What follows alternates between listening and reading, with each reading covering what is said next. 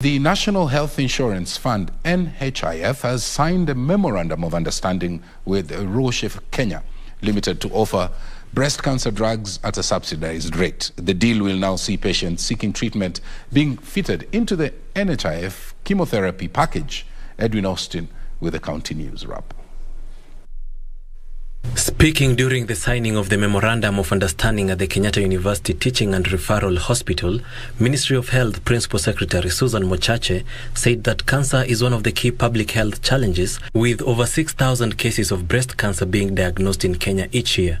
We are able as government to negotiate with the pharmaceutical companies and lower the costs and enable NHIF to reimburse at a cost that is affordable. Then there would be no need at all for anybody to leave the country for treatment. This MOU at the moment is open-ended. Yeah, and as we are looking, and as you had even earlier, whereby the focus is on human life.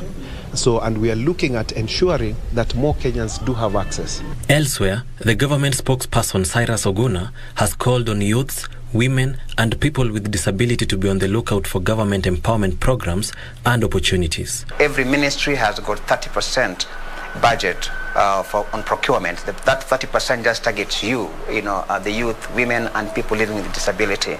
And therefore, when you talk about the concept of nobody is left behind, you can then begin to see how that is manifested within efforts and initiatives of the government. There is a framework that the law has provided that anybody who is dissatisfied with the procurement process, there is an appeal mechanism.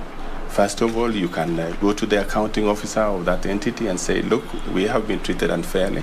There are so many other government agencies that are able to listen to these complaints and investigate. Elsewhere, a Nairobi court has ordered the extradition of a fugitive wanted in the United Kingdom for sexual offences. Anthony Kamau is wanted at Chelmsford, Crown of Great Britain, and Northern Ireland, where he was charged with 7 counts of engaging in a non-penetrative sexual activity with a minor. Anthony Kamau has been on the run since jumping bail in the United Kingdom. Meanwhile, police in Kamukunji sub-county are investigating the mysterious death of 18-year-old Form 4 student at Uhuru Secondary Boarding School. Samson Mokaya, according to students' account, was playing basketball at the school hall when he collapsed. His body was ferried to the hospital where he was pronounced dead on arrival. Nina uchungu mimi kama mzazi. Ati wale watoto walikuwa wanaokoa maisha yao wakitoroka. Wako na tension kwa sababu ati wamejiokoa. Wako na tension, lakini mtoto alikuwa anatoroka juu ya kujiokoa, juu anasema anaona moto. Vita ndio yao wanapiga. Hawa form 4 wanalia, wanasema tuliwakosea nini kwa sababu hajapata msaada.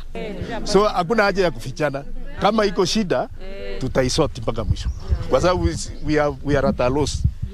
Hatujui kitu tutaambia watu na wazazi na walimu pia tunataka tujue ni nini kwa sababu watoto wako under their care. Finally, Kirinyaga County Commissioner Moses Ivuto has directed all bars to be closed at 11 p.m. at Kutus Town after a meeting that was held between his security team and the Kirinyaga University.